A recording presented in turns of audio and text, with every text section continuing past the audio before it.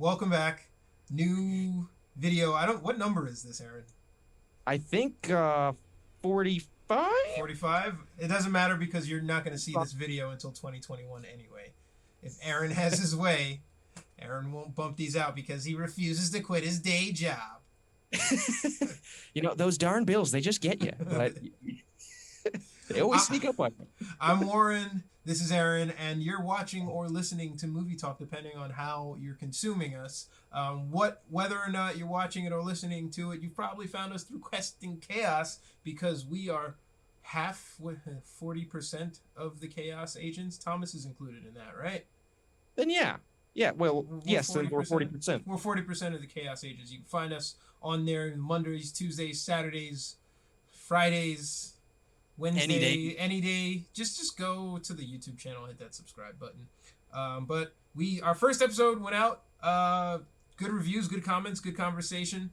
Aaron, we also have a Discord, a new Discord channel, which I'm sure Aaron is not aware of at all. I think I liked one post. I'm not sure if it's the same channel though.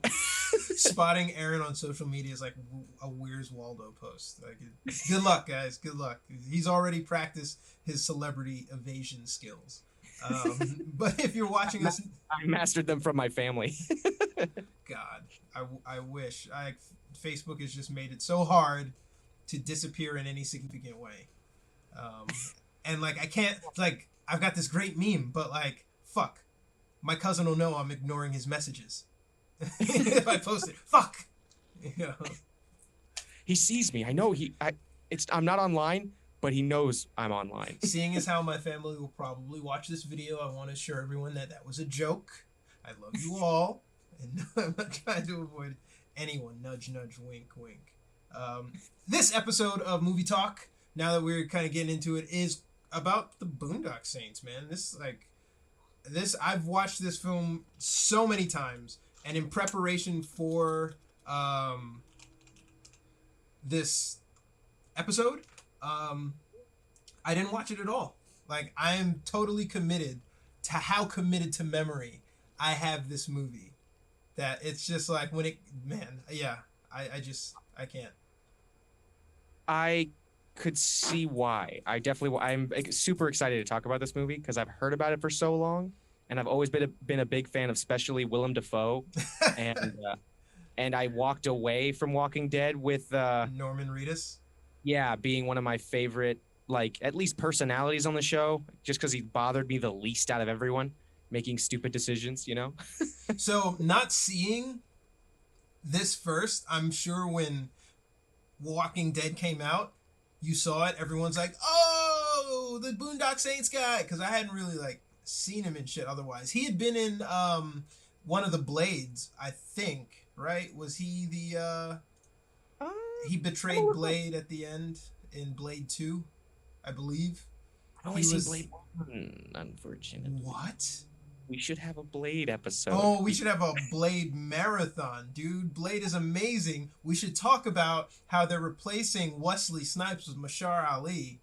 I butchered that guy's name. He's an amazing actor, but Wesley Snipes is fucking Blade. No one else is Blade. Like, holy cow. Why didn't they just give this to Blade? And it's weird that actor already played someone in that universe before. He was one of the the mob bosses in or the crime lords in Was he? Luke Cage. Yeah. Oh, yeah, spoilers, it was do you care about spoilers for that one? For that show, no. Luke Cage? No, I've seen it. I haven't followed up. Are you talking about Luke Cage, or are you talking about the show where they all come together? Not Defenders. It was definitely Luke Cage. Oh, that's right. And he got killed by his sister, his older sister or something. Yeah. I've seen it. That was so frustrating.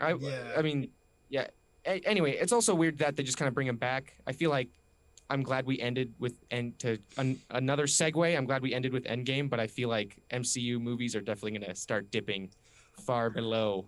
What would have been cool if the MCU movies, this probably predates it, but all this fighting happening on Earth, especially New York City, it would have been dope to cut away to Daredevil and Luke Cage laying into the invading force. You know what I mean?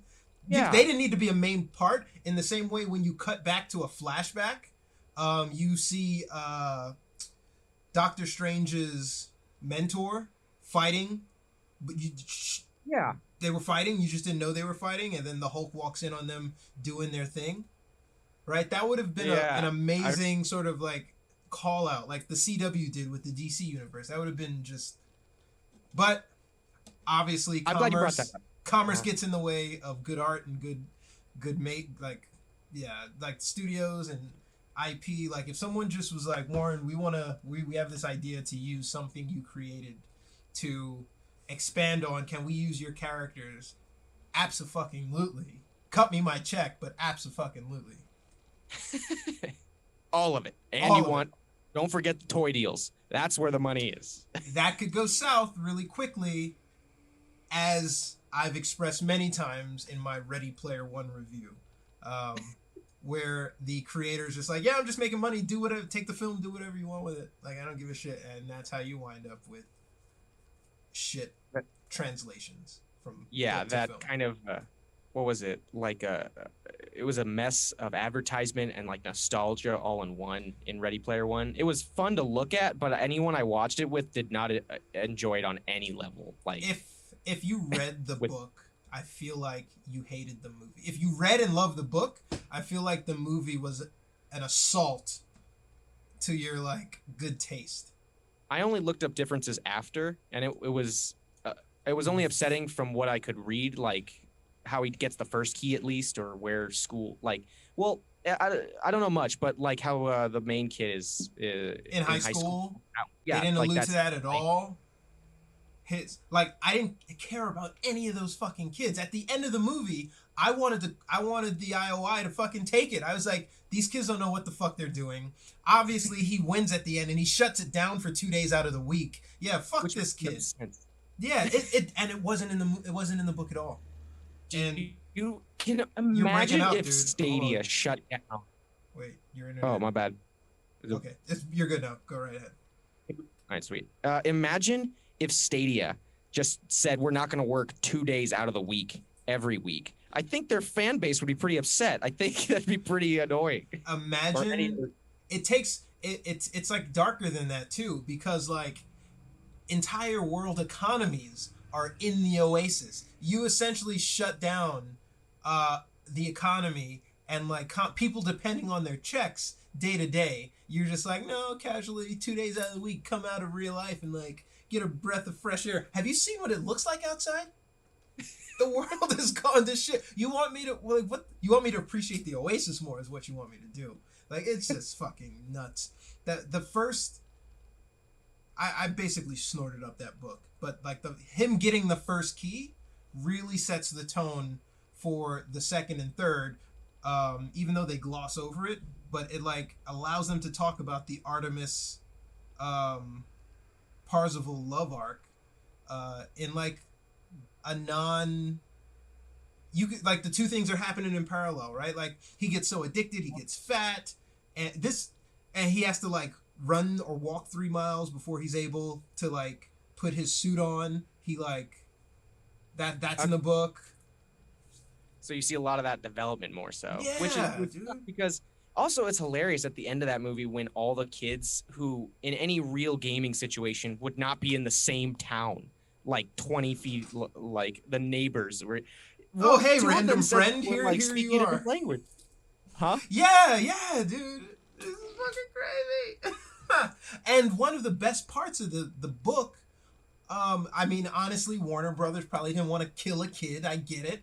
But like one of the most like compelling parts of the book that makes it real is that like the shit you do online affects real life. Like people are trying to kill you to get access to these keys.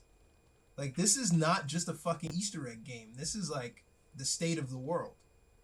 If you really wanted to be, I think now would be the perfect time to actually make a smart, version of that movie, Ready Player One. It seemed like it was purely cash grab. Maybe we can expand this into a bigger thing beyond it. So, because I know the book's getting a sequel already. Oh God, I know. I'm not looking forward to it. because I know it's a cash grab. He tried his book after Ready Player One was Armada, and like I couldn't. It was just like, yeah, I didn't. I think I don't know what he's trying to do with Ready Player 1, 2, or Ready Player 2, or whatever the fuck it is. But the movie takes place, I think, in 2049.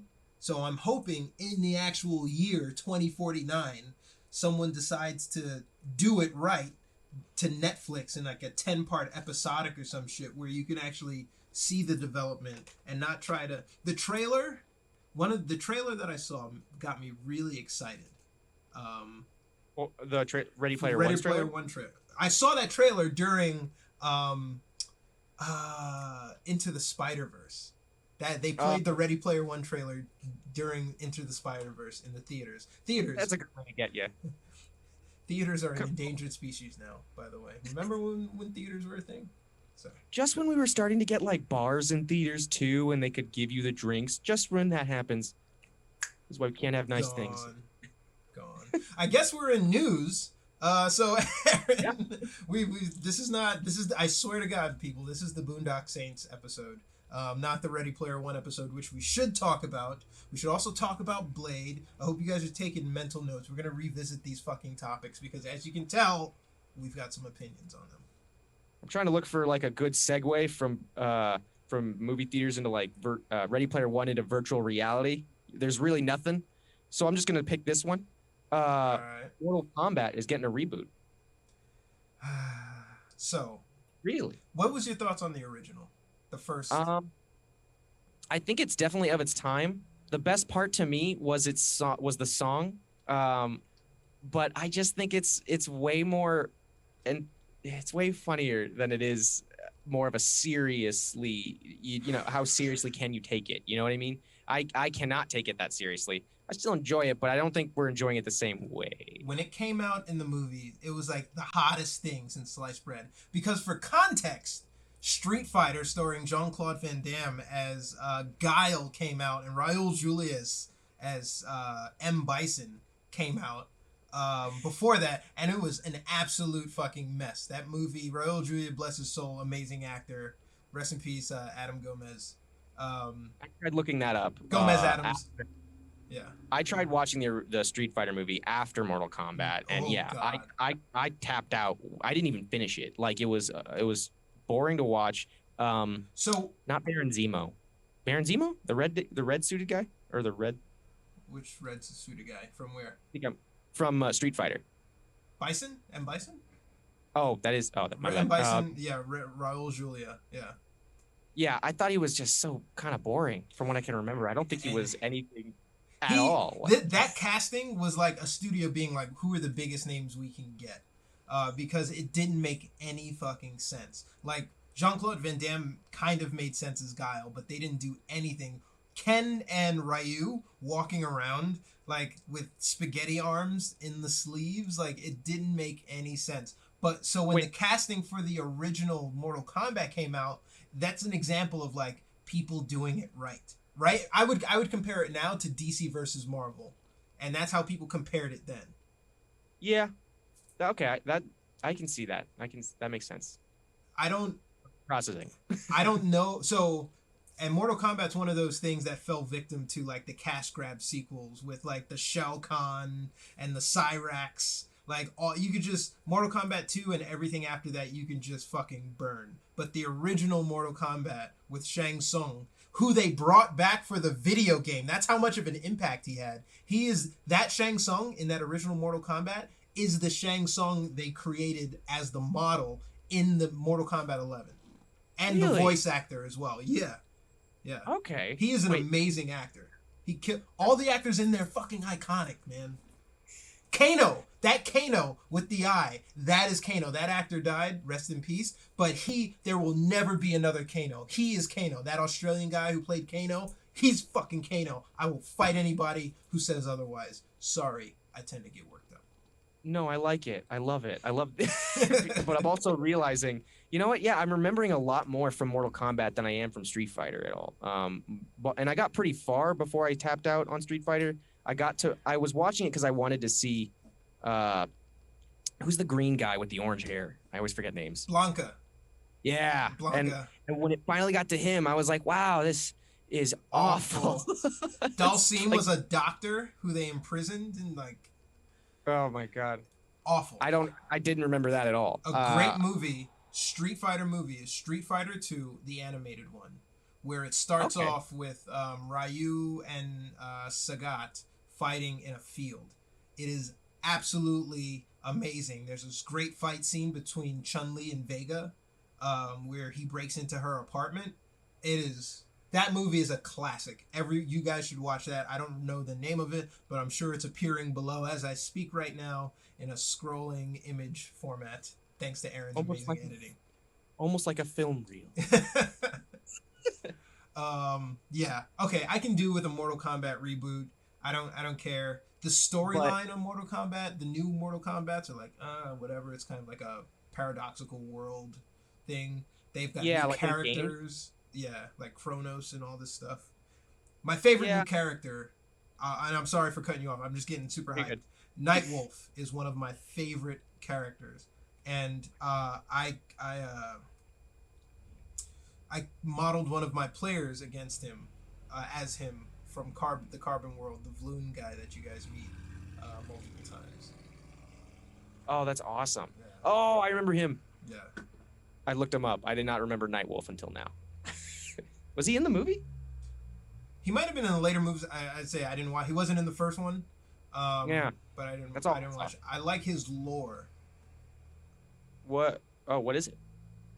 So I think it's like the Matokan people, and Nightwolf is a Matokan warrior, and like one warrior can be a Nightwolf, and it can be a male or female. It can be anybody, but you have to fight for that honor.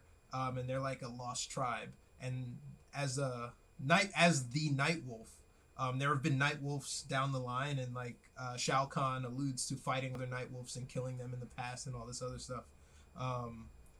The current Nightwolf is kind of like the modern badass. Though you beat the game, Nightwolf becomes a god, and you learn that the next Nightwolf is a female. So I don't know what direction they're gonna go. There are a lot of new characters I like. There's a lot of new characters I hate. Liu Kang takes an evil turn, an undead evil turn after he like becomes a god. I think. I don't know. That is the newest one, right? That came out. That story. Yep. I haven't played those. I love the visuals from it. I mainly just watch gameplay because I love the fatalities, but I'm not good at the gameplay myself. That's why this was actually talked about. Because this reboot said allegedly that the movie fatalities made one actor sick to his stomach. So like the original one didn't have fatalities for obvious reasons. That if they tried to get that gory with it, did they? Yeah, they had soul sucking. Yeah, but like compare that to the games. Yeah, now. It wasn't gory. It was PG-13. The dude, he killed Scorpion. Obviously, they killed Sub-Zero. They killed So also during this time of Mortal Kombat, there was this TV show, and it was kind of like a soap opera TV show, but it was like a fighting soap opera. It was like a kung fu fighting soap opera TV show, and people would do like these choreographed fight scenes. And there's this really famous scene in Mortal Kombat with a black dude with dreads who's like one of the first fights, and he loses, and Shang Tsung takes his soul. That guy was in that show. That guy from that thing in the fucking whatever. This intangible. It was a weird time in the early 90s, dude. Weird, like classic 90s action, 90s fighting, 90s pop movies, like just. Because like anything in the 90s, you kind of immediately recognize whatever media you're watching. You get, you know, it's immediately from the 90s. Other than that, without actually knowing it. For sure. What else is happening in the world? Oh, I'm sorry. Oh no, I was just like, isn't Speed 90s? I think so. Keanu? Yeah. Okay. Yeah. Did you ever watch Gotham? No. I see some scenes on YouTube. I haven't watched it. I know Jada is in it with all of her entanglements. She's that'll give you a timeline in terms of when this recording was shot. But yeah, she's making news for the wrong reasons. I do know that there are some. I should watch it because I know it's very mob based, and there's a young Gordon in it. I think my personal opinion on the show itself was it had amazing set design. The actors were very good at who they were trying to portray. You know, the ideals of who they were. It really felt like that up until a point. I think after. 4? I think no. I mean, I cut out a little earlier. I think season 1 was where I let it rest. I think. Actually, I can't remember. I'm gonna spoil just one thing because it's so crazy. I did not expect it. Journey. Go ahead. That I think the Riddler and Penguin have a relationship in the show at some point, but I tuned out right before that happened, and it was so shocking that as I left the show, they had no chemistry. They hadn't even met yet, and it was good. It was funny, but I don't think the set design was really the most. It looks very dark, like the DC universe. I saw a Joker character that I'm like, okay, he looks the part. I need to feel his take on it. I think did I come back? I can't. Regardless, I did see him in the show. That Joker, the kid who plays that young Joker is amazing. Yeah. Oh, that's what I didn't like. How they explain who that Joker kid is and how, you know, because the best part about Batman in my mind is he creates his villains. Trying to be this hero, he creates he makes everything a little bit darker in a way, or, you know, twisted all these people. So Gotham removed that element for me when young Bruce Wayne is growing up and this world is already being shaped and all the villains he knows are already being shaped. It would make sense that those villains would start building their empire. So by the time Bruce is like a grown man and he comes back, they've completely taken hold. So like seeing younger versions of the Penguin starting to build his empire, like Edward Nygma, I don't know if that's his name. Like doesn't he work for Bruce at some point? Also, he does. Yeah. Also, Arthur, the Joker. Like, he's a normal guy until his adulthood. He's basically like a businessman with a family, right? And then he just has one really bad day and he snaps. Yeah. There's a lot of different iterations of him. That's one, or like iterations of his backstory for the Joker. That one's one of my favorites. I do like the more normal guy who got just so broken. And, you know, that's what happened. Yeah. I don't like the mythical kind of answers, like some people say he's this demigod, or like some comics basically like no context threads on Instagram or something. Well, one thing that the comics can't account for is how this, I don't care how fucking crazy you are, you don't stand toe to toe with somebody trained in ninjutsu and like hold your own, right? Like, yeah. Your Kanye West, for all his like insanity, is not gonna step up and fight fucking Mike Tyson now. Like, I don't. just because it feels good. Yeah, like his craziness makes him like, oh, his moves are unpredictable. I don't know how you spin that, but like that has never made sense to me. I like the idea that he could kind of just block out the pain of it. Yeah, so he doesn't really think of it, but I don't know. It's that I wish they would actually say it, or at least address it slightly rather than me inferring it. I always like those little hints to something like that. Anyway, I'm referring to nothing specifically, but what else is going on in the world of movies? Star Wars Squadrons may never add new ships. I don't know what Star Wars Squadrons is. Oh, I mean, so I was talking about this with my roommate a little bit earlier today. There is a Star Wars like TIE Fighter-esque game coming to virtual reality. If it already hasn't, I think in like October. Again, I'm not awesome. Googling this. This is just like my memory. So if it's inaccurate, please let me know in the comments. It might actually be October by the time you see this fucking video. So no, it already came out. I'm just gonna say it.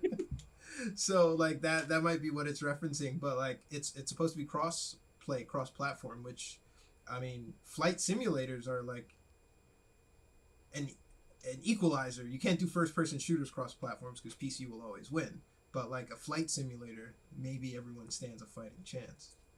Yeah, Be kind of like Mario Kart. I guess. Yeah, why don't you guys reboot? Nintendo will never let go of their IP to make it cross-platform. Are you fucking serious? Well, I thought they had some news about they were slowly starting to do a Mario movie. There's plans for that, but then God. But this one, it's gonna be animated though. But I wish John Leguizamo would come back. They should, for putting himself on the line in that atrocity, they should at least give him a cameo. Yeah. Oh, you know what? I didn't know Bob Hoskins was so depressed until after. You know what I mean? Like during the filming, he was basically drunk the whole time for Super Mario. Yeah. There's tons of people like saying like, yeah, he hated it. It was not a fun time on set. And I think he got injured a couple times because of just some stunts that they were asking of him, you know, with the jumping boots or whatever. But he probably was like a gamer or had gamers in his life, and then he showed up on set and he's like, what the fuck is this? It's like, this is not what I signed up for. Yeah, they and to think about like what they actually took from the Super Mario Bros. Game, it just kind of it was like trying to make a dark universe before that was a thing, and you did it to Mario for some reason. None of that movie made any sense. I did get it as a joke gift because I grew up loving Mario, and then he was like, "Here you go, take it." What else is going? Let's move on. What else is going on in news? Please, God. Let's see. Quick side note. Bob Hoskins I saw him in a different movie called Unleashed, where he was a great actor. He was really acting well. I remember him being in things of note. So I know he can act, but like, that's unfortunate. Yeah. Because before I saw that movie, I've only seen him in like, Where's Roger Rabbit? Who Framed Roger Rabbit? That's where I know him from. That's right. Yeah. That's awesome. But that's like a big box office with like animation, so he has to have like titles to his credits before then. They're not gonna take a chance on like some unknown, you know.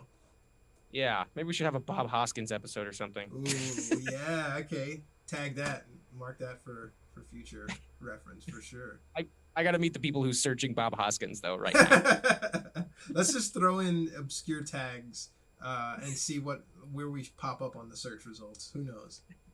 Bob Hoskins, if you're watching, we'd love to have you on. He passed. I feel like an asshole now. Yeah. John Leguizamo. Well, also, I guess I thought it was weird because in Unleashed, that was like shortly before he passed too, and he was acting really well. Like that was 2011, I think. I could be wrong. He was like moving and put together and like. Yeah, yeah. He had no signs of like, yeah. You know who's also like, I've seen pictures of Nicolas Cage not on set, and that man looks like he's like 1 foot in the grave. Like his makeup people, like my God, they deserve. This is why you give makeup artists like Academy Awards and graphics effects people Academy Awards, because like someone is working magic on that guy. And the fact that you don't notice as an audience proves how good at their job they were doing.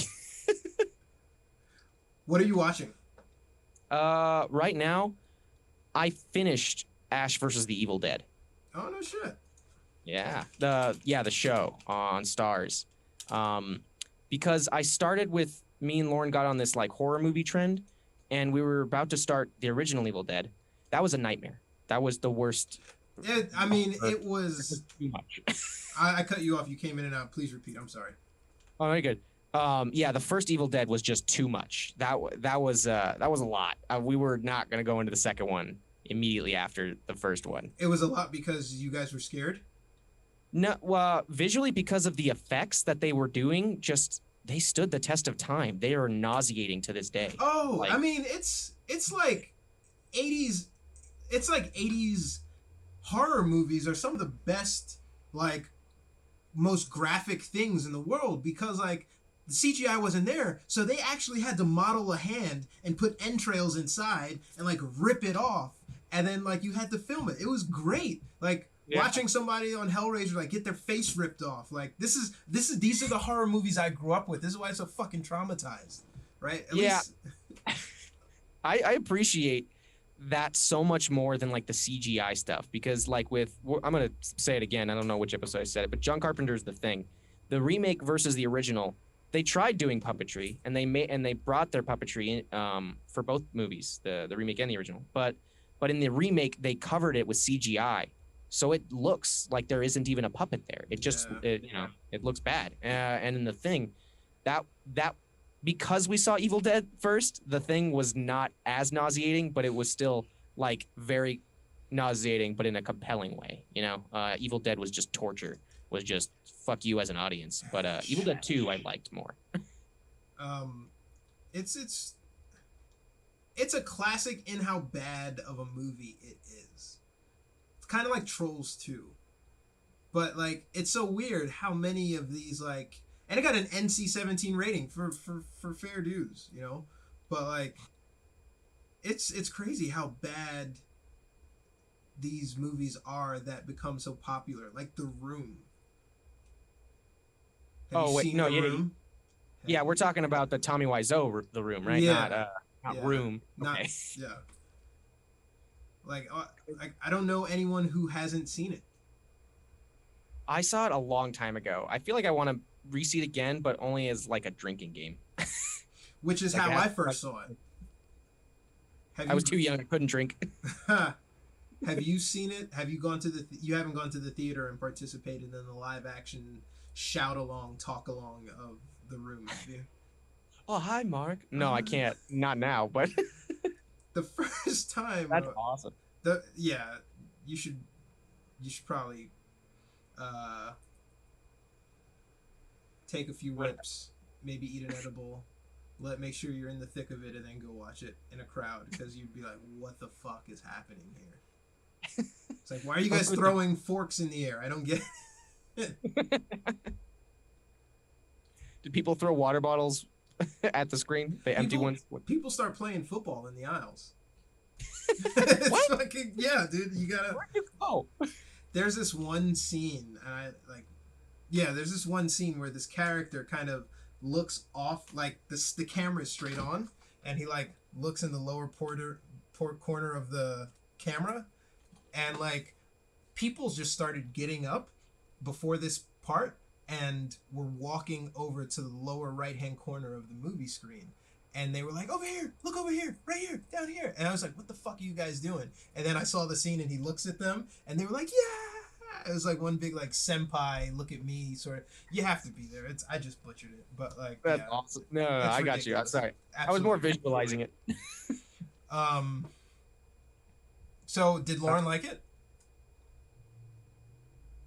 Ash vs. Evil Dead? Oh no, she did not watch that with me. She dropped out after the first Evil Dead. Fair. Smart. I saw Evil Dead 2. I enjoyed that because it at least was slightly pulled back. And then Army of Darkness was like hilarious. I think the difference between those two and Trolls is that I don't know. It felt like they were kind of slightly more self-aware in Evil Dead, and about like how ridiculous they wanted to be with the gore of it than in Trolls, because I don't know, something about oh my god does not feel self-aware. Still, Trolls is seared into my memory as like a fucking. I've got nightmaric visions in my head of that house and Nilbog and eating the food and like the picture frames in the house and stuff. It was an awful. Again, I saw all this as a kid because my family's sadistic, and they didn't have the filter that your family had. Like, oh, maybe he's too young for this. They were like, no, we're watching this together. What time is it? 9:00. All the lights out. Go to bed, kids.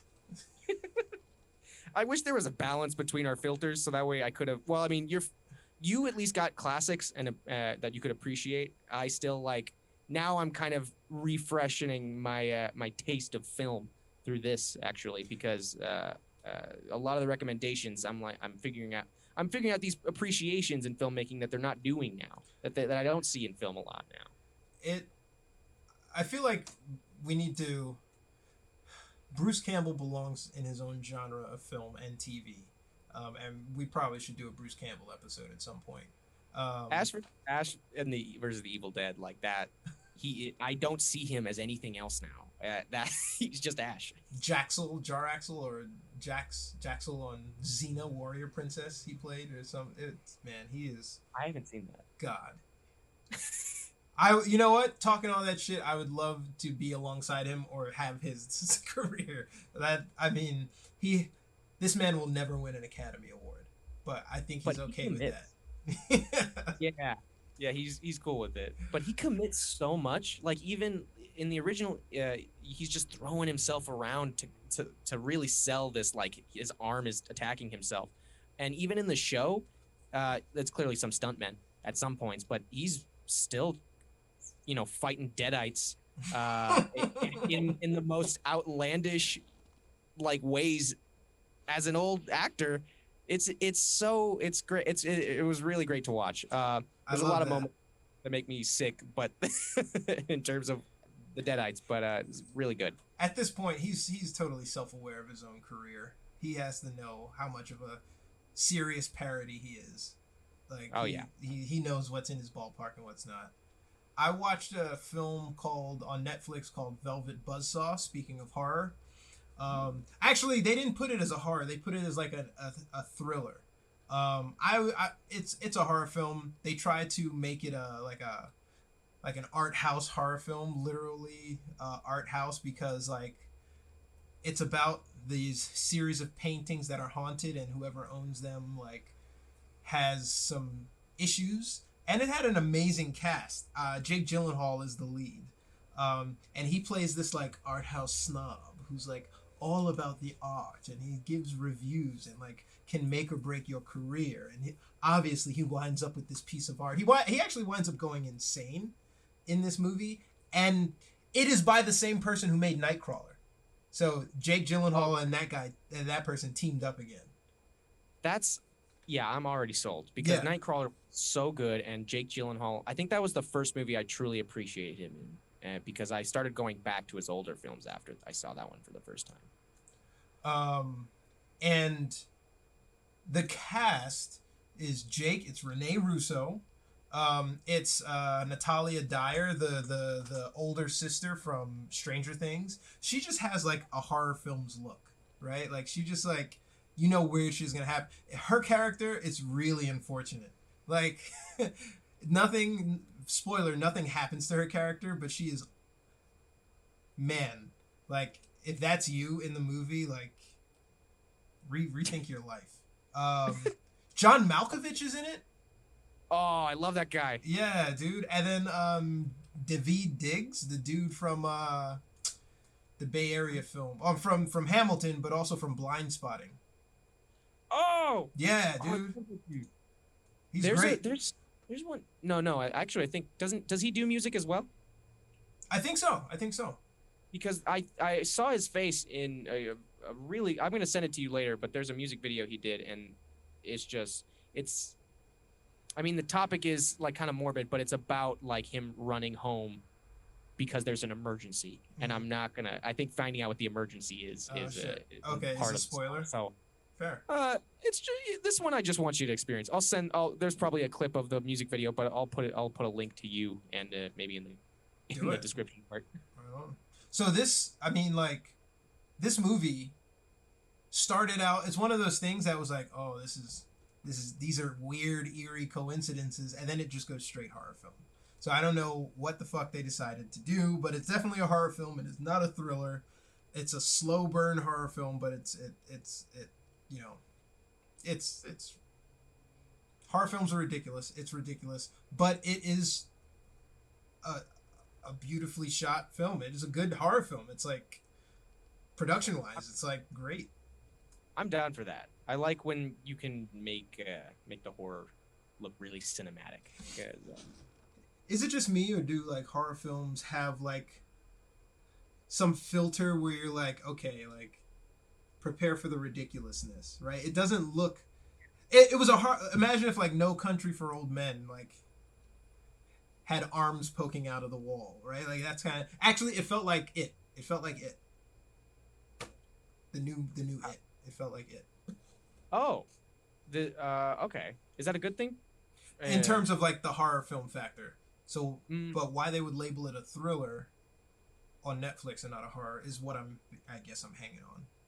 Would you consider? I would consider Nightcrawler probably more of a thriller. Yeah. So, it was like that connection, that loose connection. Psychological thriller, Nightcrawler, or something like that. I'd call it that. Either way, that director, Dan Gilroy, fucking great cast.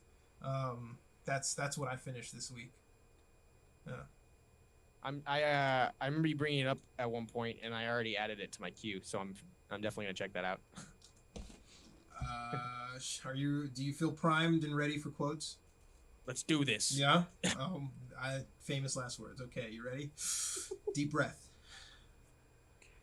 If someone asks if you're a god, you say yes. Ooh, people are gonna be upset about this one. You brought damn it! You said this one before as well, and I forgot it. Like this is the third one, I think. I might have said it on the New Year's episode. Okay. Ooh, people are gonna be upset at this one. You said it, and I'm so mad. Oh my god. If someone asks if you're a god, you say yes. Ernie Hudson, Dan Aykroyd, Bill Murray. Oh, Ghostbusters. Yay! All right. After many hints.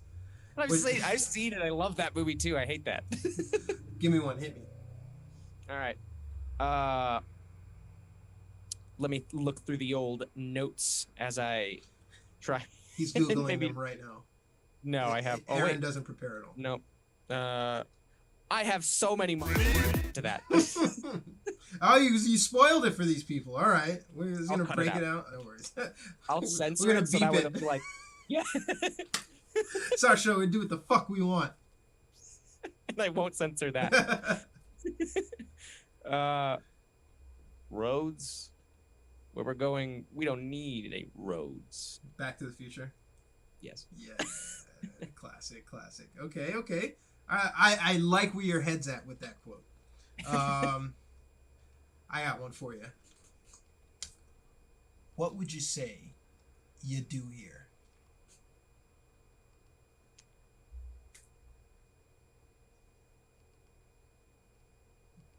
I can tell the impersonation is good, but I can't place it.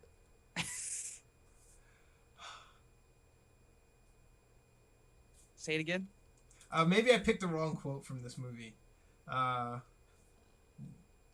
What would you say you do here? Hell, man, Lombard fucked her. Maybe this is what I should use the timer for. Oh, that's a good one. That's a minute though. We ain't got a minute to. Actually, how long do we spend guessing per guess? I'd say it's less than a minute. We've been talking for at least a half hour on news and then what we watched, so I think we can afford a minute. Or at least 30 seconds. Looks like somebody's got a case of the Mondays.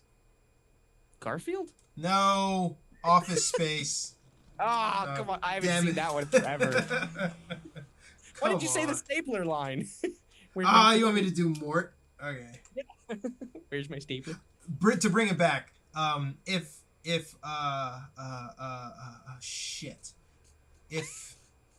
Chris Evans is Captain America and Robert Downey Jr. is Iron Man, then Jake Gyllenhaal is this art house guy. That is who he is forever. He played that character so well. Like I can't wait to see Jake Gyllenhaal be a dick. Dude, a snob. It's great. He steals this movie. Absolutely. Sorry. You're cool. Oh no, I'm excited. Come on, you're killing me, Smalls. The Sandlot. Yeah. Yeah. Come on, man. Come on. I haven't seen that in forever. I was like, oh yeah, that's where it's from. Me and Veronica Vaughn got it on. Woo! I know this one now.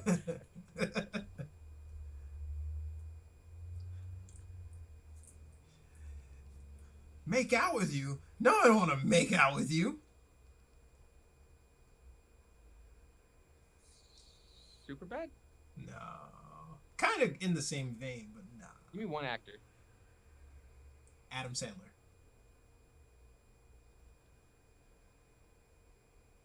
Me and Verizon. Billy Madison. Yay! All right, that's a good one. Lucky guess. You guessed that. No. I made sure because I always get Billy Madison and Happy Gilmore confused. Same. Yeah. Same. It's all in the hips. It's all in the hips. Was this like fake hand? All right. Oh, it's wait. No, yeah, your quote. It's your go. Oh, my quote. Yeah.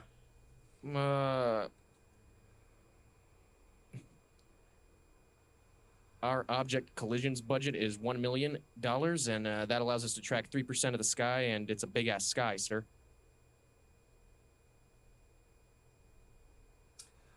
Armageddon. Yeah. I love that line. I wrote it down immediately. That's my favorite part of that movie is Michael Clark Duncan in the jail in his fucking bikini, his leopard skin bikini on the table in the interrogation room dancing. They're like, yeah, you want to take me to jail? You can't do this to me. And they're all like, yeah, that'd be fine. Yeah. I can't remember why, but I loved when he was like laughing and kind of crying at something. He was like, I don't want to be here or something. But he broke down and I just didn't see it coming, and it just killed me. It was so funny. Steve Buscemi, man. That's why? That's like it works. I haven't seen him on Boardwalk Empire. I'd still see that, though. Great, amazing. He is Nucky Thompson. He is Nucky Thompson. That is fucking amazing. I love it. I love it. Boardwalk Empire. If you haven't seen it, must watch. Sorry. Sweet. My go? Yes. No. Home, where you make it. Home, where you make it. Home, where you make it. God damn, boy, everybody know that. Home, where you make it.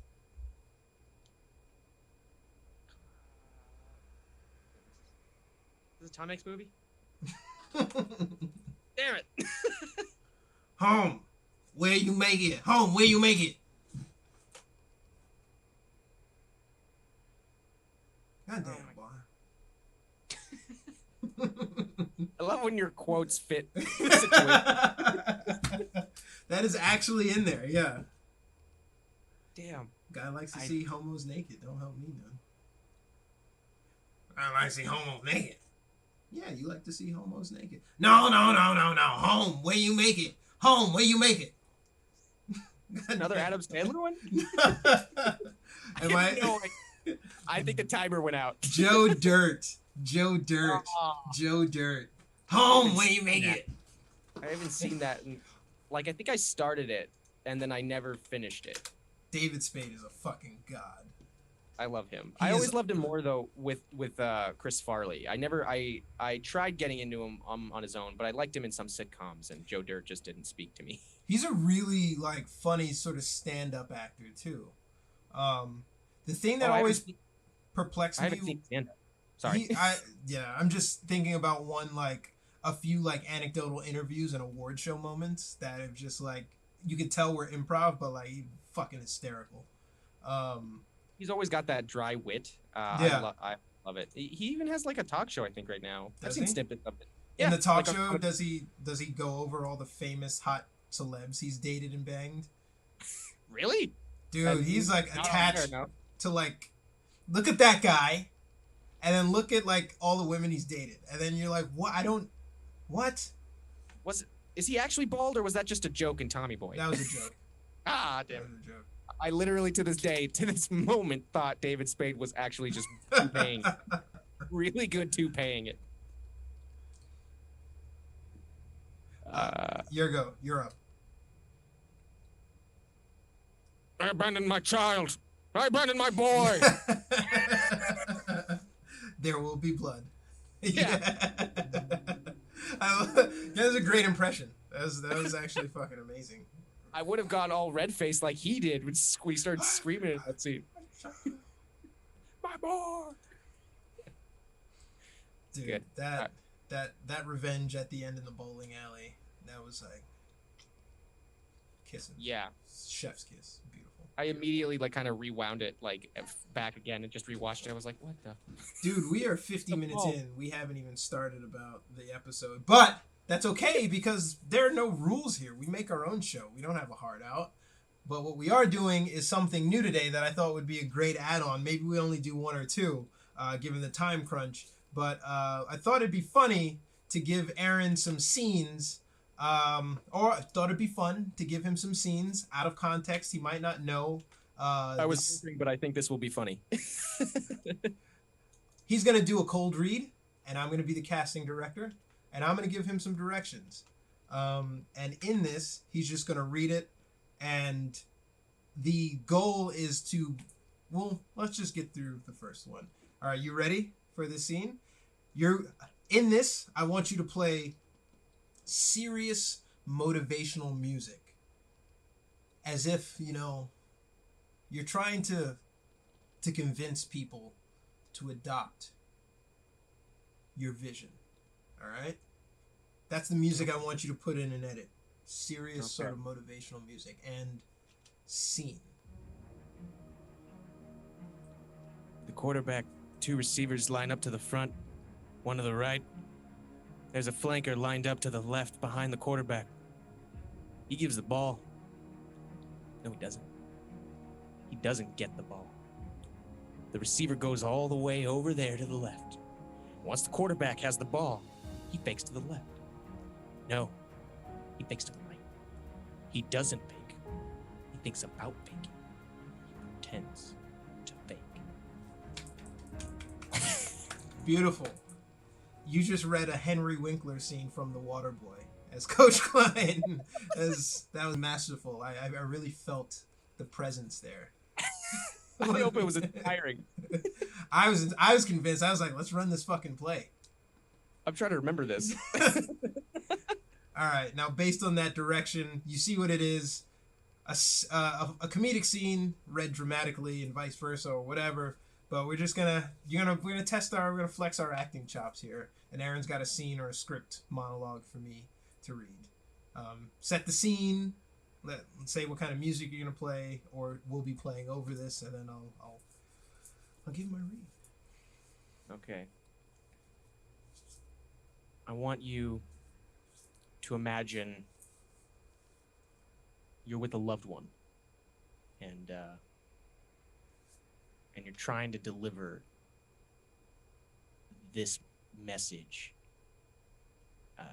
as if it's terminal. You know what I mean? But you're saying it, but you're just saying this dialogue. All right. I think I found it. Boom. Santa. Donnie was a good bowler and a good man. He was one of us. He was a man who loved the outdoors and bowling. And as a surfer, he explored the beaches of Southern California from La Jolla to Rio Carrillo and up to Pismo. He died. He died as so many young men of his generation before his time. In your wisdom, Lord, you took him as you took so many bright, flowering young men at Nissan and Languedoc, at Hill 364. These young men gave their lives, and so would Donnie. Donnie, who loved bowling. And so, Theodore Donald Karabatos, in accordance with what we think your dying wishes might well have been, we commit your final mortal remains to the bosom of the Pacific Ocean. You loved so well. Good night, sweet prince.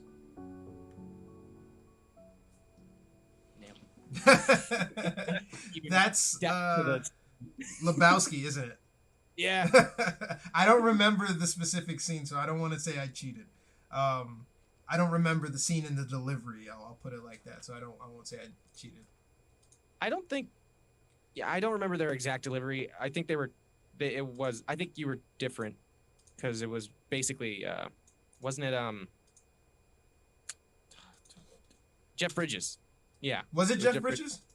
Yeah, they were talking at the end of the movie during Donnie's funeral, or dumping of his ashes. Spreading. All right. Okay. In this one, I need you to play like intense music, because this is a hostage situation. All right, you got demands and they need to be met right now. Are you ready? I'm ready. All right, and scene. All right, one swing, and this here ball peen hammer will trigger this A-bomb, and it'll blow up the whole city, maybe even half the country. Now, here's what I need, okay? I need you to give me the records of everybody who toured the Grand Canyon on them buses, June 13th, 1979. I'm not messing around here. I hit it, and it goes bang. All right? Now, while I'm up here waiting, you show me them boobies.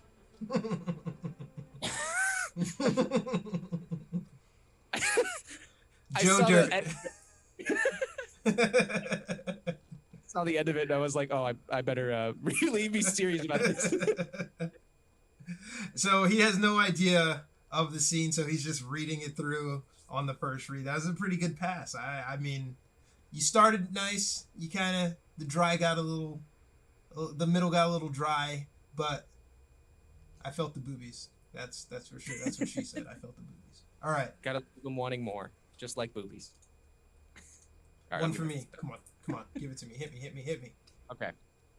Hold on. Wait. Come on, copy and paste, damn you. Okay. So this, I want you to imagine as if the music's going to be kind of polite, kind of nice, and you're going to be saying it to a classroom of students. As a teacher who is nervous but excited to teach the kids. All right. All right. And I'll figure out the music later. Go. Welcome to Fight Club. First rule of Fight Club is you do not talk about Fight Club. The second rule of Fight Club is you do not talk about Fight Club. The third rule of Fight Club is if someone yells stop, goes limp, or taps out, the fight is over. Fourth rule, only two guys. Only two guys to a fight. Fifth rule, one fight at a time, fellas. Sixth rule, no shirts, no shoes. Seventh rule, fights will go on as long as they have to. And the eighth and final rule, if this is your first night at Fight Club, you gotta fight. I imagine students pissing their pants. Fight Club. All right. I love it. I like this segment. That's probably what I'm going to be doing with it. We can't hear the music. The music will be added in post. But similarly, this one will be my last submission for this one. I don't know. Maybe I got another one after this. But I want you to think of frolicking through a amusement park. All right? And you are with a buddy. And that's how I want you to read this line. And that's the music I want. Amusement park music. All right? Cue the music now. Okay. Are you ready? Mm-hmm. All right. And scene. Want to go tree climbing, Thomas J? His face hurts, and where is his glasses? He can't see without his glasses. Put his glasses on. Put his glasses on. He was going to be an acrobat. And scene. Thank you for that read. What? Oh, no, I threw myself off. Where's this from? This is the funeral scene from My Girl, as Veda Sultanfuss is crying over the corpse of a dead Macaulay Culkin who was killed by killer bees. Well done, Aaron. Well done. I have to see this movie. What?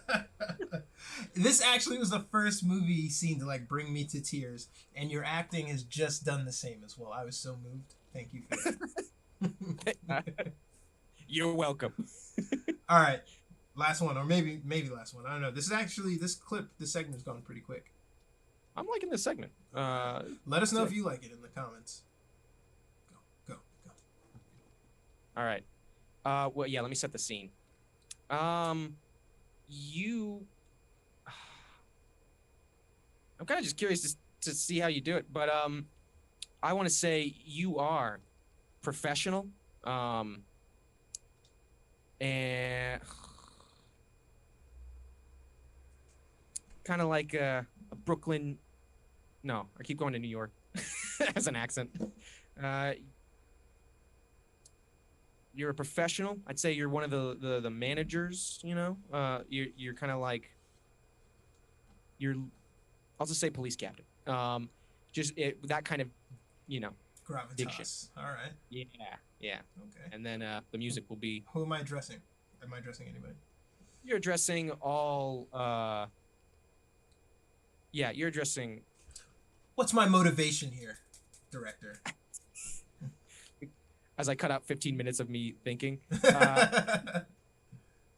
Your motivation, as the police captain, you want to explain to your men how much of a badass you are, and how long you've been in your line of work, and what this monologue should be like. All don't right. cross me. Yeah. Okay. I think I got it. Cue the music. Boom. Well, yeah, we don't care about curse words. Okay, go. Oh, you motherfuckers. Okay, all right. I'm putting cases on all you bitches, huh? You think you can do this shit? Jake? You think you could do this to me? You motherfuckers are gonna be playing basketball in Pelican Bay when I get finished with you. Shoe program, nigga. 23-hour lockdown. I'm the man up in this piece. You never see the light up. Who you think you fucking with? I'm the police. I run shit here. You just live here. Yeah, that's right. Better walk away. Go on, walk away, because I'm going to burn this motherfucker down. King Kong ain't got shit on me. That's right. Shit. I'm winning anyway. I'm winning. Any motherfucking way. I can't lose. Shit. You can't shoot me. You can shoot me, but you can't kill me. Yeah. Fuck off, Denzel.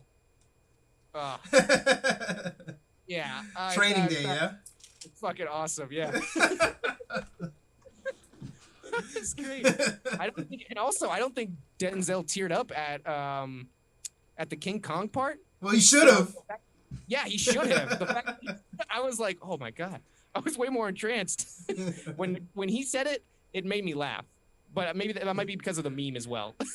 I laughed when he said it too. I'm not gonna lie. I absolutely laughed when he said it. It's a great line too. I mean, yeah. I didn't realize it came from anything until I saw it. King Kong ain't got shit on me part, specifically. The last one, I want to see how you deliver this one, all right? All right.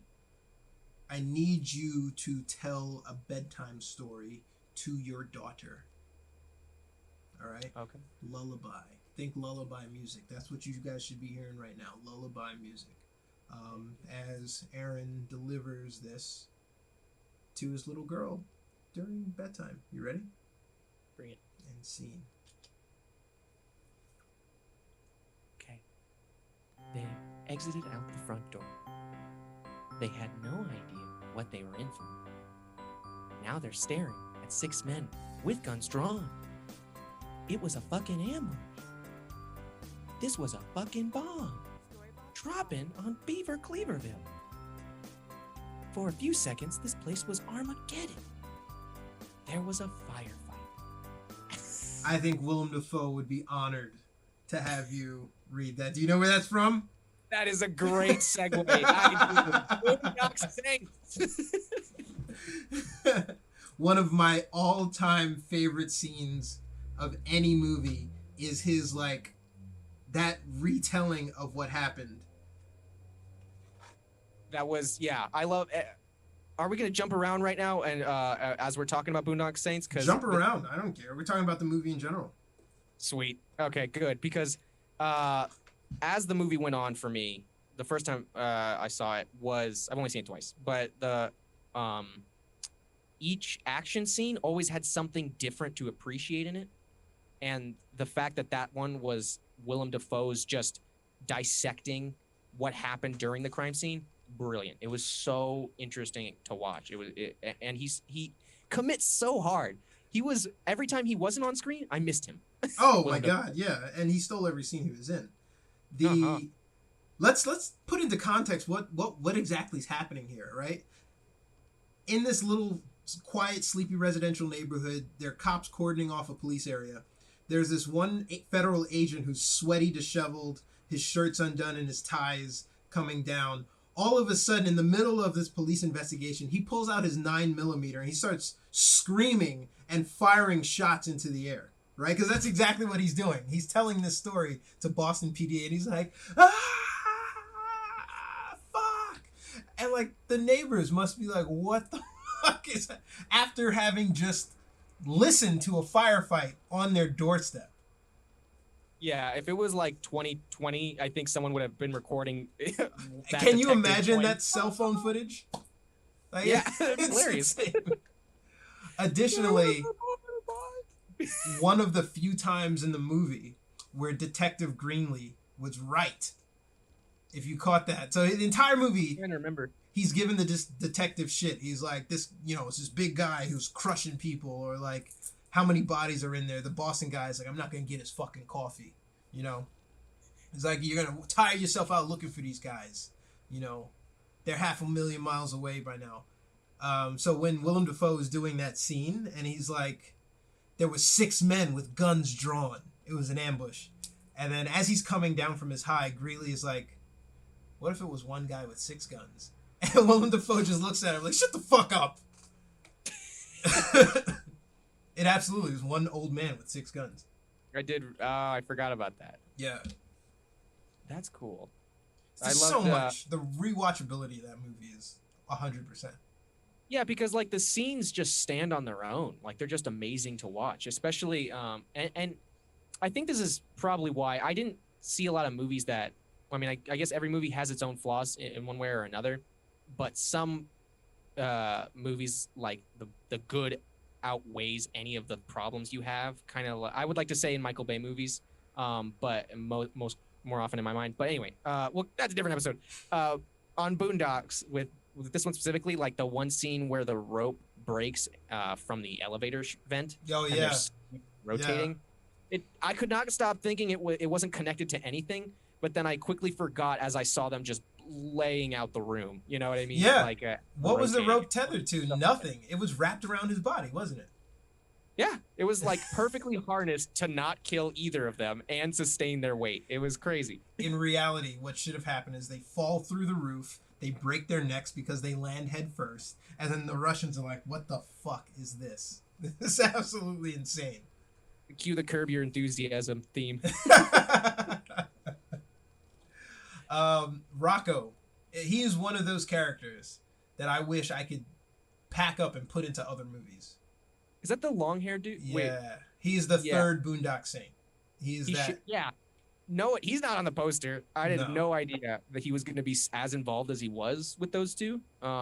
But he was a good addition. He added a lot. Every time he kind of messed up and they made fun of him, or their dynamic was fun. The scene where he trashes his girlfriend and her best friend. Shut your fat ass, Ravy.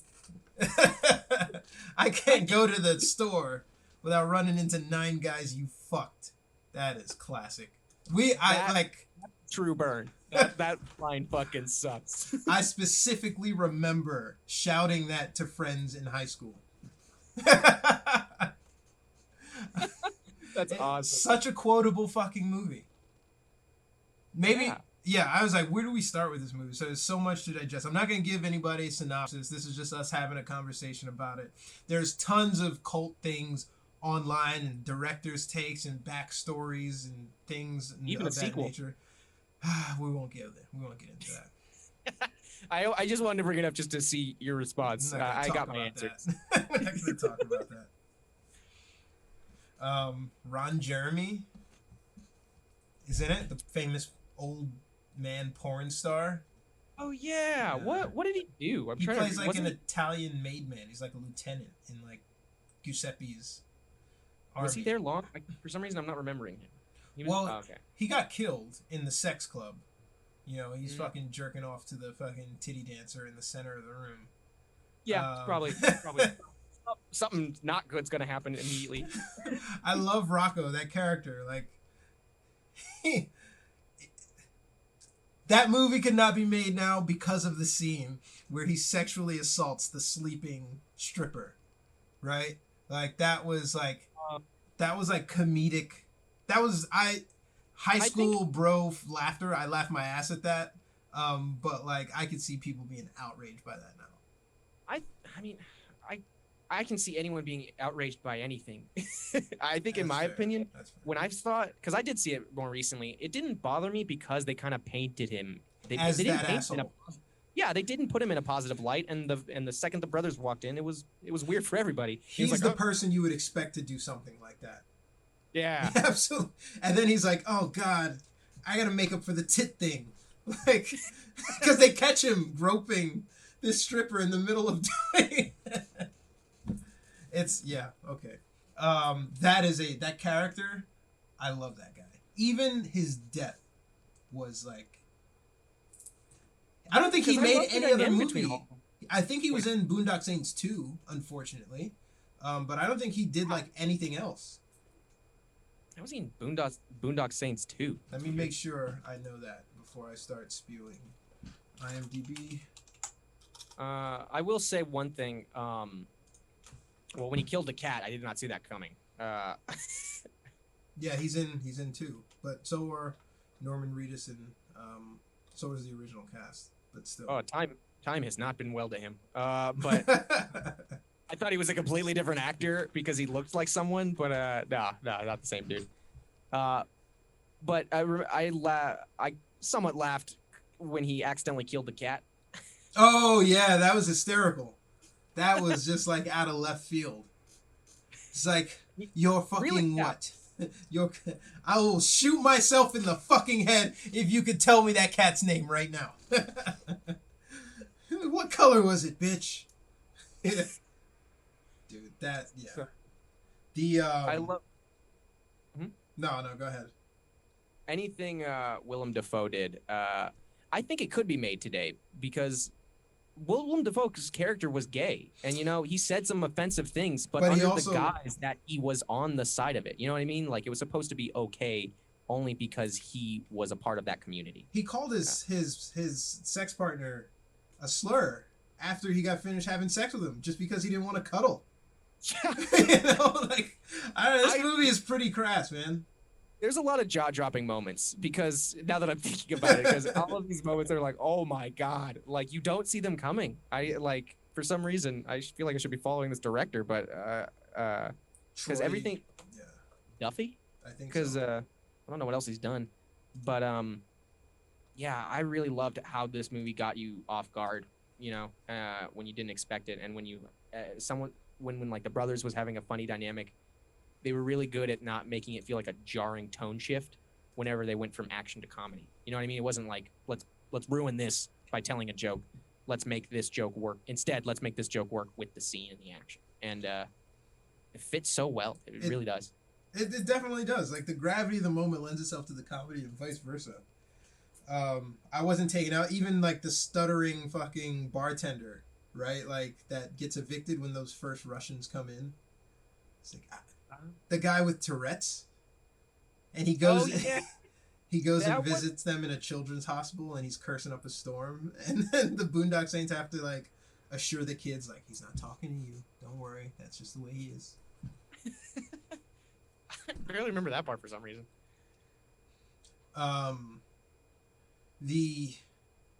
I mean, my favorite character in that film, surprisingly, was the Italian mob boss, the main villain. Really? Yeah. Okay. How come? What father Papa Joe? I think that was his name, Papa Joe. Just he's he's on the phone. He's like, "You insignificant little fuck," and he hangs it up. He's like, "I should have done that. You're not supposed to tell a man you're gonna kill him no more." Takes all the fun out of the job, and then he forces Rocco to tell him a racist joke to entertain him after that. Do you remember that scene? Yeah. Now I'm starting to remember. The guy's fucking beautiful. And he's not even listening to the joke. He's like complaining about a sandwich to fucking Ron Jeremy. The best part after when he was like, tell another one. Yeah. Rocco's eyes. Dude, they tell me what a crack up you are. You always make the boys laugh. Tell me a joke. That was a good joke he told, though. I do remember laughing at it. I can't remember what it exactly said. I love a Coke. I remember that joke. I'm not going to reiterate the Coke. The joke. Coke joke. Yeah. Coke joke. Again, Genie comes to three guys with the wishes, and he's like, he asks all his... Oh, that's the other part about the Italian mob boss. Maybe I have to say the joke. I'm not going to say the joke, but he's basically like correcting him because Rocco's trying to be PC through this time, right? Out of respect for people and also for Papa Joe. And he's like, three guys, a black guy, white, Hispanic guy, and a white guy, Hispanic guy, and a black guy. And then Papa Joe corrects him and says the N-word. He's like, you call him that, Oh, yeah. And then he's like, all right, I want my three wishes. I want my Hispanic brothers to be happy and whatever. And then Genie goes poof, and then they send them all back to their Hispanic countries, and everyone's happy. And then he goes to the black guy. And then Ron Jeremy leans in, and he's like, N-word. Like Ron Jeremy says it like point blank to Rocco. He's like, yeah, that's what I meant. And he goes, oh, yeah, the Genie, like, yeah, that's what I meant. The Genie was like, poof. He's like, and all the African brothers, all the N-word brothers are back in their country. And then the white guy, the Genie goes to the white guy, and he goes, so you mean to tell me all the blacks and all the Hispanics are out of America? He's like, I guess I'll have a Coke. Roll on snare drum, cymbal crash. Yeah, that's essentially it. I think, was it Jews or was it the Hispanics? I don't know. But that's the context of it. No, I'm also saying I'm more paused because I'm like, oh, I said that was funny. But it's funny in terms of a writer writing that line. I laughed. How I mentalize that. Okay, good. I laughed at how that's the perfect part of like the awkward seriousness of it being funny, because that's a shitty joke, but I laughed at the situation that Rocco was in, and then the reaction of the mob boss, like the delayed hysterical gut splitting laughter. Yeah, that's one of those pacing moments that they're really good at. They really let that awkwardness stretch until it was like I can't help but laugh at what's happening. They did a. So we're talking about like the comedy, but like this is an action film. This is like a action crime thriller, and like we're spending so much time talking about the action and not the slow motion replays of Willam Dafoe's depictions of like the crime scene or the triple hostage situation in the confessional in the church where Rocco holds the priest at gunpoint. And they're pulling like through. Yeah. Like this movie, he gets his finger blown off and then they cauterize it with a hot iron. Wait, Rocco? Yeah. The dad shoots off Rocco's finger. Yeah. Because wasn't it left in one of the bushes? Yeah, that's how he found it. That's so good. Yeah. I love... speaking of, with Willam Dafoe, he was my favorite character in the movie, like hands down. Like I love the Boondocks for sure because their moments were awesome, and they're again, them interacting was always entertaining to watch. But Willam Dafoe, like breaking down the scene, any crime scene was my favorite part. Like just seeing him really commit to it. Well, I mean, similar to being a neighbor in that community, like imagine being a citizen in Boston. Like at the end of the movie during the credits, they give interviews to like regular citizens about like these vigilantes killing criminals. And there are people who are like, who are they to play God and jury? And then other people are like, they're killing for good. And friends like, what do you mean killing for good? And this other guy is just like, hell yeah, I believe in a death penalty. If you let me, I'll fucking flip the switch. I love that guy. That guy's like 5-second after credit thing. I fucking love that guy. I wonder where he's at now. If you ever watch this, you're welcome on the show. But what would be your take on? What part specifically? Like so at the end scene, they're in the court of Papa Joe, right? And they execute him in front of everybody, including the reporters. And the cops are in on it. Oh, well, some cops are in on it, and they get away. And they make everybody watch, and they go on this monologue rant, or this rant about do not kill, do not steal, do not rape. That's something every man of every faith can embrace. He's like, they're coming after these high criminals, but like, we urge you lesser forms of filth not to cross over into the darker domain, because that's where we sit. And he's basically, it's like their coming out party. It's like their big reveal to the world, that like, hey, we're coming after criminals, and this is what we do. So like everybody in the city after that, towards the end credits, had an opinion on like what transpired, that vigilantism. Yeah. Okay. Yeah. I don't have the firearms to be vigilante myself. I love Batman, but at least Batman's redeeming factor is that he doesn't kill anybody. But he's also like the world's best human being, you know what I mean? Like in comic books, he's like the only human who can sneak around Superman's hearing. He's the world's best detective, but yeah. But they make his physical feats beyond anything a human can actually achieve, no matter how much they work out, even the Rock. Superman can hear Lois Lane scream from space, but like Batman can still sneak up on him. Yeah.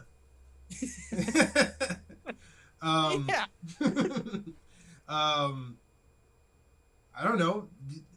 If this happened today, I wouldn't be worried. I'd be worried that I would be accidentally caught in the place that some scumbags are. But like, I wouldn't be worried that these guys would be coming after me or anybody in my immediate ecosystem. So I don't fucking like. I think today specifically, this movie would be these vigilantes would be taken with a more open hand, honestly, if they had set guidelines as to who deserves justice. Unfortunately, that justice is the line gets a little more gray when you when you decide to kill the mob boss, even though they are a detriment to the society. I have no problems with the mob boss. Like, done, gone, first, second, lieutenant, gone. Like, I don't really give a shit about it. It's like the lower level guys who are like peddling drugs to like feed their family, that I take issue with. You know, once you start executing the foot soldiers, then maybe I have a problem with it. But for the most part, I wouldn't. But I would have a problem with this movie being made today, because I feel like it would inspire some like fucked up shit. Yeah, it would definitely turn. In theory, I am not in favor of violating anybody's due process rights. But you know, if Batman's hand slipped and the errant gangster fell off a roof, I wouldn't be upset. Batman might lose a night of sleep over it, but that's pretty much it. You don't think he'll lose a wink? No. Like he'd look around, any witnesses? He's like, nope. In Gotham, so many people fucking die. They're like a crushed corpse on the ground could belong to anybody. Yeah. It could have been dropped by anyone, not even just Batman. The Willam Dafoe character in this, how he just like kind of comes out of nowhere. You can kind of tell in like the poster art of this film that they were like, no, he steals this, we have to include him even though this movie isn't about him. But he wrestles with that idea of like, because he is in the confessional and Rocco is going to go kill him, and he's trying to validate his opinion to the priest. Is like, do I You know, should I let these men keep doing what they're doing? They're doing the right thing for the wrong reasons. They're doing wrong for the right reasons or something like that. And that's kind of like how you wind up in the confessional three-way hostage situation. I think, yeah, I like the idea that if the vigilantes go by a code, but again, that how often, I mean, I guess not in our world, but how often does a vigilante announce their code and specifically what they want? I think in case of the Boondock Saints, that was a pretty clear message. You know, they meant no harm to anyone who doesn't harm others, really, or harm a mass of people with their drug toting. So yeah, go after the mob boss. I like that. I like that, and I think that's a good plan. I think it was silly for them to show their faces. If they did that today, yeah, they would have been found instantly. Yeah, like face scanning, anything. It is not. Yeah, I think it was extremely foolish for them to do that. But to kill Papa Joe in front of his mom on his knees with 2 silencers and a shotgun, that's seared into your mind. But they start the film with the tale of a girl in Boston. I think it's like a pretty famous case where this woman was screaming out in a Boston ghetto for like help, cries for help. What is her name? Kitty Genovese, right? I think that's the name. Kitty Genovese. Yeah, the Kitty Genovese case. Returning home from work at about 2:30 a.m., she's approached by a man with a knife. She ran towards her apartment. The man grabbed her and stabbed her while she screamed for help multiple times outside of her own home.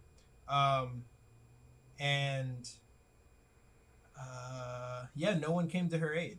And that's essentially what the priest sets the tone for the rest of their motives during the rest of the movie.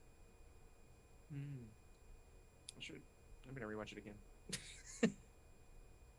And there have been like studies about this, right? Like the bystander effect. I don't know if I've my parents are firefighters. I've taken CPR courses since I was a kid, and it's sort of like, and now more than ever, it's sort of like the bystander effect of like people will stand around and watch and not help because the idea is like someone else is on top of it. Yeah. So one of the things they teach you, if like you're about to help somebody, you ask for consent. If they're not consenting, like because they're out, but you have to point at somebody like, you call 911, you go find some gauze, right? And then like it snaps people from their trance. But hearing screams outside my window or something, you'd probably be like, there are probably 2 sides to this story. That's all. That's awful to say, but like that's how people think, man. Pretty much, yeah. No, that's the weird thing too. Yeah, that's a human element. That's a human thought that just occurs naturally because, I think people. It's I can't remember where I saw this. I think it was like maybe in a documentary, or a show. Maybe it's a common thing, but basically, whenever you need help, you don't scream help. You yell like kind of fire or anything else to get their attention rather than say help. I need your help. Yeah.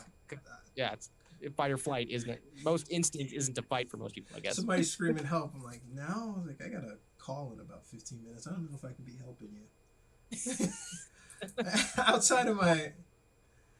Outside of my window, I go through that because I live in an intersection and there are car accidents here all the time. You hear the bang, and maybe you'll hear a scream. Like, I'm completely serious.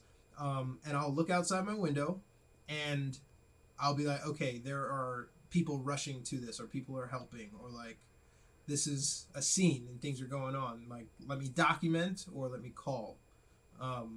It's if no one's like around, fuck, like this. I've got to be the adult here and like go see what's up. Yeah. If there's no one else, you got to be the hero. Yeah. This took a grim turn, but like Boondock Saints is also a grim movie with segments of light. You know who is also an amazing maniac in that movie, who has no lines? The Hitman. Rocco's hitman, who runs the poker game in front of the house that they get shot. Do you remember the actor or no? Or the character name? I don't. I think he might just go by Hitman. I don't know the actor's name. Let me do this right now. There's Il Duce or Duce. El Duce is the dad. Right? Oh yeah, I see the it. Duke. Yacovetta. No, Yacovetta's Papa Joe. He's basically like a mafia killer, and the fat man. No, what the guy's name? Fuck. Old Ravy. Shut your fat ass, Ravy. Mafia man? Maybe Augustus the pimp. Pat Riccia. Well, anyway.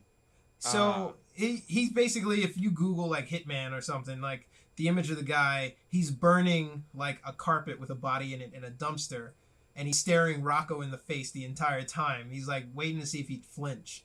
Rocco basically drives this guy to assassinate an entire family.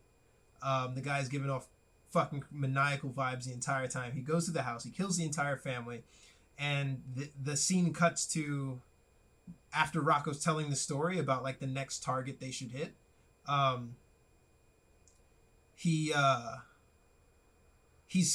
basically staring at Rocco in the face as this like dumpster is burning, and the vibe you get is like he's waiting to see if Rocco is gonna crack.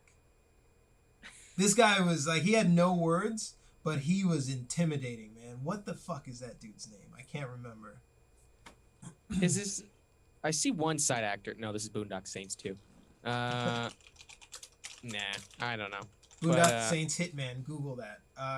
It showing me everything, every other character, and then some of the sequel. Hitman poker game. Let me search that.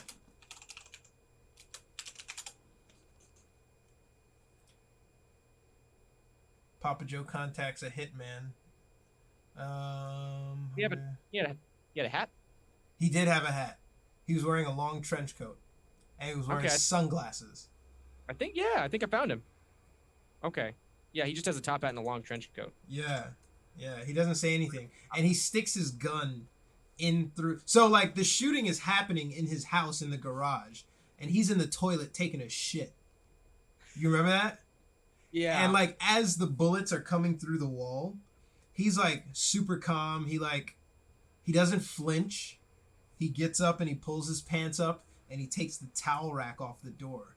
And he waits for someone to, like, crack the door and poke the gun in. And he fucking slams Rocco's hand. Because Rocco pokes his hand in with the gun. Rocco beats that guy to death with a pool cue, right? Like, they get into, like, a...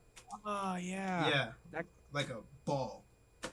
That guy had no lines, but he was an absolute maniac. I want to portray a character like that one day.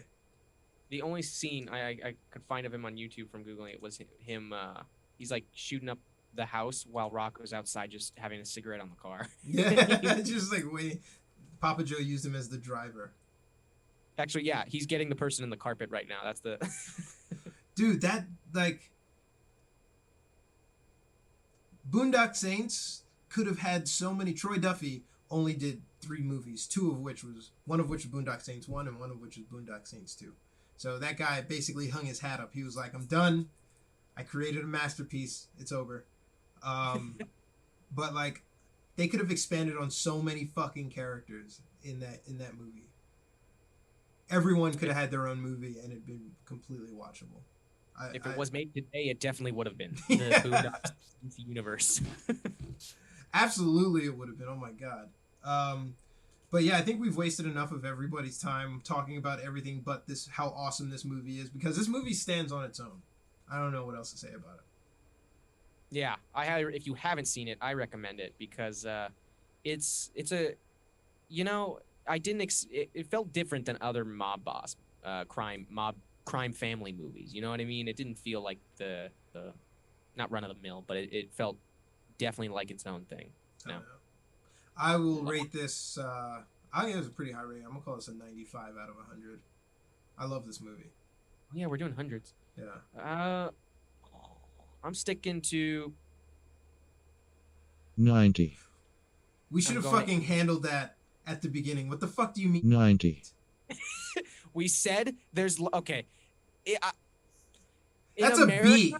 Yeah, in America, everywhere else in the world, that's not even like 50%. I think when you hit 50, then we should start saying this movie. In my opinion, when we hit 50, that's when like we say the movie's bad, like not redeemable, or it starts getting there at 50. I think at 80, I say because there's some logical issues. You love me. I mean, you know me. I love to be nitpicky.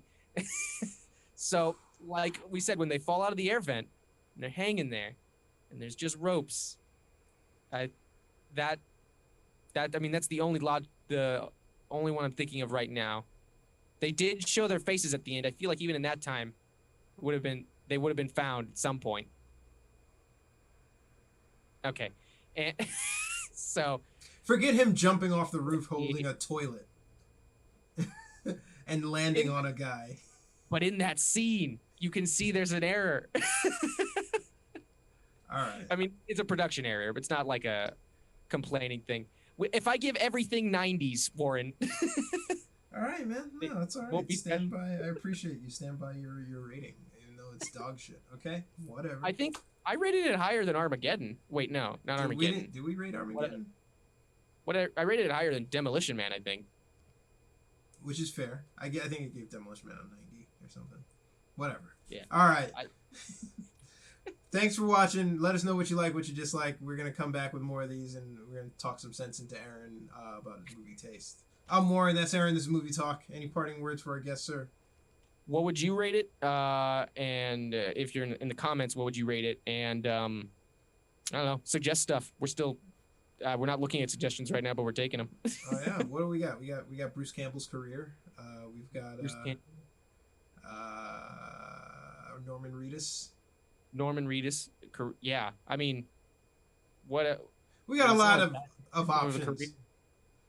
We still don't know what we're doing here. We got a lot of options. I also, just because I started watching some YouTube channel on Stuntmen React, I miss Jackie Chan movies because no one does action like he does. Jackie Chan's got to be our next one. It really should be. I think I've seen his entire fucking catalog. I need to rewatch. No, there's some older ones of his that I need to watch for the first time. I remember when Rumble in the Bronx came out. It was like the biggest fucking thing. Yeah. Holy cow. Even his Chinese movies, like Drunken Master, I remember. I've watched that. I saw Drunken Master. That was a long time ago, but I did not see Rumble in the Bronx. I don't know if I missed that one for some reason. Or maybe I saw it and was really young, but I can't remember that one at all. But because I started with Rush Hour with Jackie Chan. That's a good place to start. And then I started going back. Yeah. I guess if you start with Rush Hour, you probably like don't know when you see him scaling the wall. You're like, what the fuck?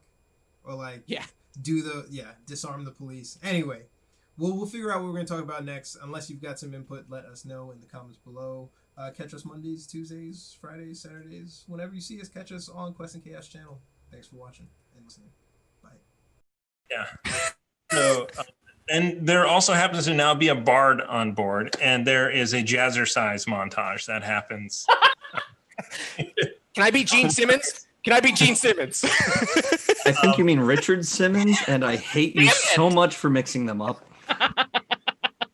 You could definitely be Gene Simmons here. Your tongue is out. Your face is painted.